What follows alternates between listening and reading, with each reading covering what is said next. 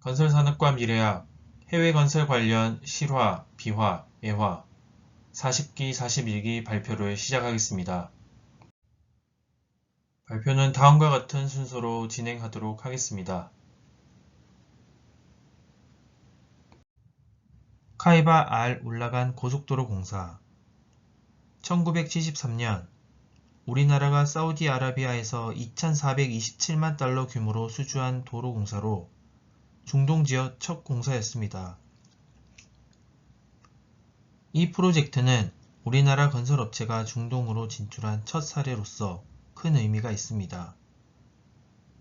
사만 기업이 사우디아라비아 정부와 계약을 체결하면서 우리 건설업체들이 중동에 진출할 수 있는 길이 열렸습니다. 창업주 최종환 회장의 결단력과 현장 직원들의 헌신적인 노력 덕분에 4년 동안 공사를 완료할 수 있었습니다. 예상했던 250만 달러의 이유는 결국 250만 달러의 손실로 돌아왔지만 중동 전쟁 중에서 사만은 적자를 감수하며 공사를 마무리했습니다. 이로 인해 사우디 정부는 한국 기업들을 새로운 시각으로 바라보게 되었습니다. 사만의 이러한 노력은 현재까지도 좋은 이미지를 남기며 다른 한국 건설사들에게 좋은 선례가 되었습니다. 주바이 산업항 공사 수주 실화 1976년 정주영 현대그룹 선대 회장이 주바이 산업항을 수주하면서 중동 붐이 본격화되었습니다. 이 공사는 한국뿐 아니라 영국, 독일, 미국 등 9개국 31개 건설사가 입찰에 참여할 정도로 세계적으로 주목받는 프로젝트였습니다. 공사금액 9억 6천만 달러로 당시 한국 국가 예산의 4분의 1에 해당하는 금액이었습니다. 현대건설은 비용 절감과 공기 단축을 통해 수주에 성공하였으며 울산 현대중공업에서 철근 구조물을 제작해 해상으로 옮기는 혁신적인 방안을 고안해 공기를 6개월 단축했습니다. 이후 현대건설은 항만공사와 발전소 등 중동 지역 대형 공사를 연이어 수주하게 되었습니다. 이맘대학교 건설사무소와 독신자 숙소 및 부대시설 공사지 연면적 5만 2천 평의 교수 숙소용 빌라 26개 동, 아파트 24개 동, 모스크 1층 1개 동을 건설하는 공사로 럭키개발이 수주하기 위해 많은 노력을 기울였습니다. 럭키개발은 반드시 수주하겠다는 의지로 감액 입찰을 하였고 공사 수행에도 많은 어려움을 예상했었습니다. 견적 내용 또한 부실하여 난관이 많았으며 발주처에서 낙찰 통지를 받은 후 럭키개발은 부족한 공사비를 만회하기 위해 공사비 증액을 요구하였으나 잘 받아들여지지 않았습니다. 공사 포기 시 사우디아라비아 내 영업활동 중지라는 통보까지 받게 되었습니다. 우여곡절 끝에 공사비 증액이 일부 실현되고 계약 통화를 달러로 변경해 환차손을 줄였지만 부족한 공사비 만회 대책은 되지 못하였습니다. 킹사우드대학교 공사 비화 1981년부터 40개월 동안 진행된 이 프로젝트는 건물 33개 동을 짓는 약 34억 달러 규모의 공사였습니다. 킹사우드대학교 설립 경위는 매우 복잡했으며 프로젝트 추진에 많은 문제가 있었습니다. 이로 인해 회계상의 어려움이 발생했고 여타 해외 공사에서도 큰 손실이 발생하여 회사의 존립이 위태로워졌습니다.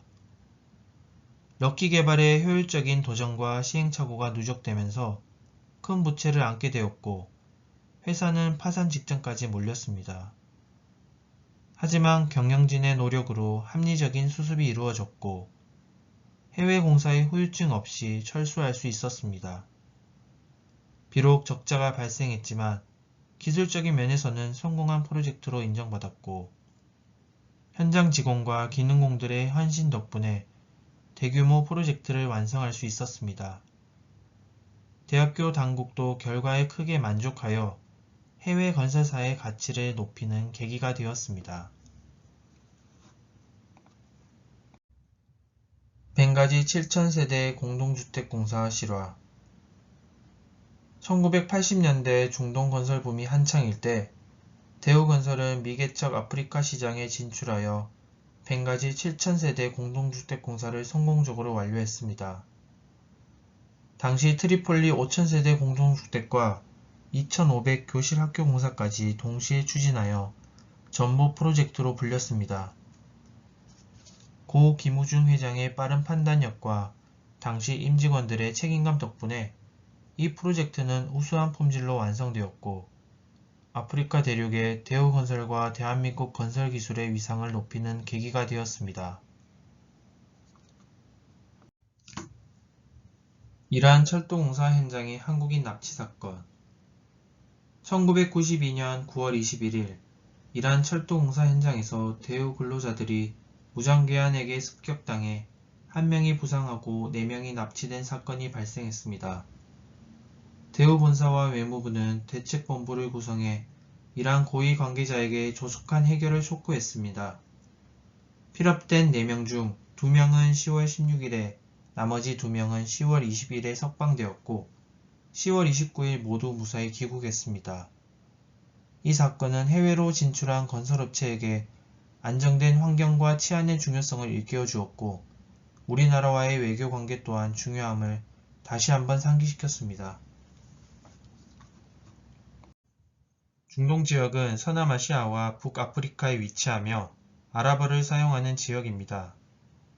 이 지역은 전세계 석유 매장량의 절반 이상을 보유하고 있으며 열대, 아열대, 온대에 이르는 건조성 사막기후를 특징으로 합니다. 또한 고대 문명인 이집트와 메소포타미아의 발상지이며 기독교와 이슬람교의 발상지이기도 합니다. 중동이라는 용어는 유럽의 기준으로 동양으로 가는 중간 지점을 의미합니다. 종교적으로는 이슬람이 주를 이루고 있지만 유럽에 편입되기를 원하는 투르키가 있습니다. 또한 이 지역은 역사적으로 몽골과 유럽 등 강대국의 침략을 받아왔습니다. 중동은 유대교, 기독교, 이슬람교의 발상지로 종교 분쟁이 상존하는 지역입니다.